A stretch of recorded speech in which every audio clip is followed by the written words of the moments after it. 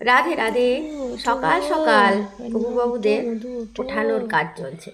শীতকালের দুটি সব থেকে কষ্টকর কাজ হচ্ছে, একটি হচ্ছে ঘুম থেকে ওঠা, আর দ্বিতীয়ত হচ্ছে স্নান করা।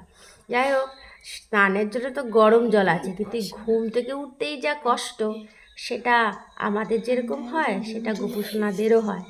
আর আমার গোপুসোনা চাপা মুড়ি দিয়ে কিন্তু ঘুমায়, আর সাথে তার একটি হনুমান টুপি আছে, সেটা পরেও সে ঘুমায়। মধুবাবুর হনুমান টুপিটা অবশ্য আমার বানিয়ে হয়ে ওঠা হয়, মানে বানিয়ে উঠতে পারিনি, তার জন্য একটা করে দিতে হবে হনুমান টুপি। আর সকালে দৈনিক যা থাকে, হালকা উষ্ণ গরম জলে চোখে মুখে একটু জল দিয়ে তাদের প্রাথমিক ভোগে দুধ, বিস্কুট আর হালকা গরম জল থাকে, যেটা নিত্যদিনে সেটা তো থাকেই। আজকে ভাবলাম সব মানে সকালের নিত্যদিনের সেবাটা আপনাদের সাথে একটু শেয়ার করি। প্রত্যেকদিন অল্প অল্প করে করি, আজকে পুরোটা করলাম।